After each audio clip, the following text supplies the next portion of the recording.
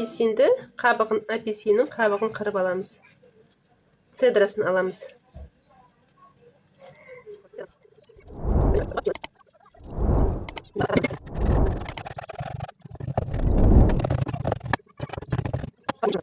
Ал апельсин шырынын алып аламыз.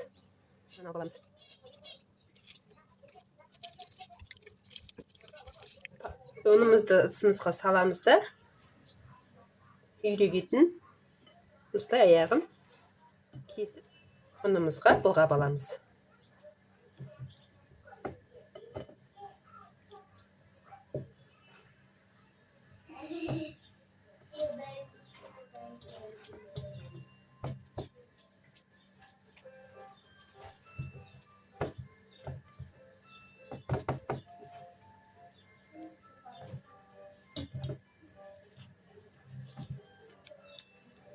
Артық ұндарын үстіп сілкіп төгіп тастаймыз.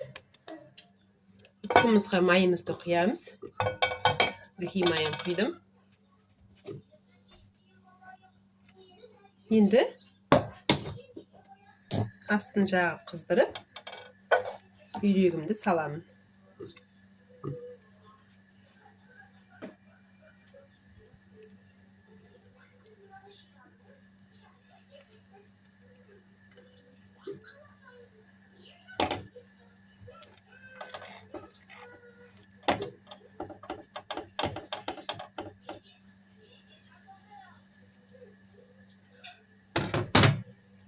Үйрегімізді үстіп майда қуырып аламыз жайлап. Енді екінші жағын аударамыз.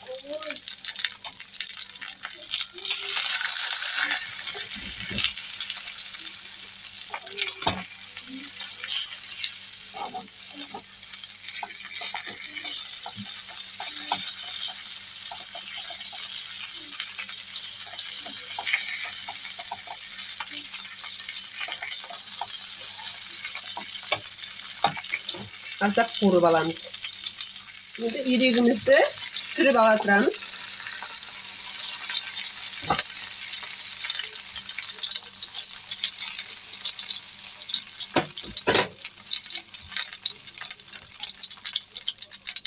Жуамызды саламыз енді.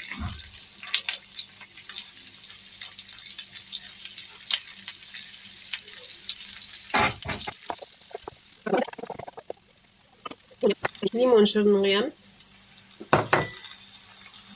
Апельсин шырынын құямыз. Апельсин цедрасын саламыз. Куркуманы қостым міне. Түспей қалды камераға. Куркума қостым. Лимонный перец. Қара бұрыш. Тұз. Араластырып аламыз.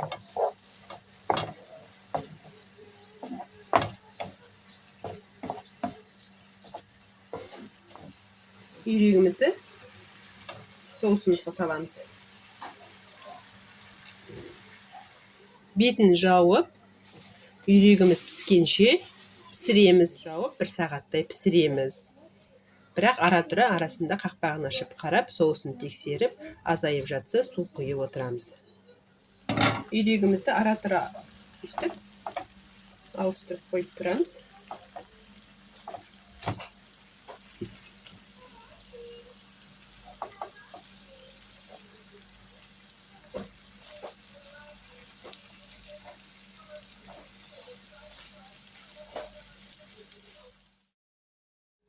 Пісіреміз жай отта.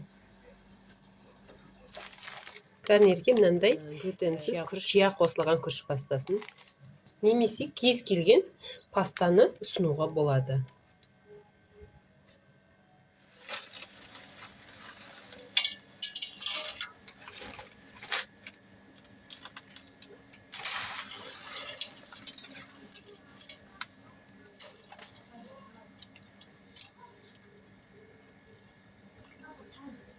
Қайнаған суға салып, 10 минут пісіріп аламыз. Астын бұқтырамыз.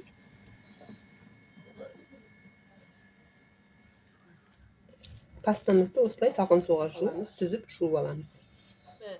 Үйрегімізді орналастырамыз енді. Үйрегіміз әбден пісті.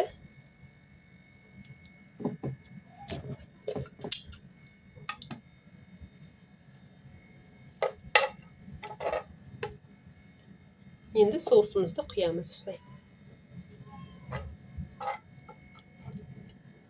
Соусы өте дәмді болып шығады бұның.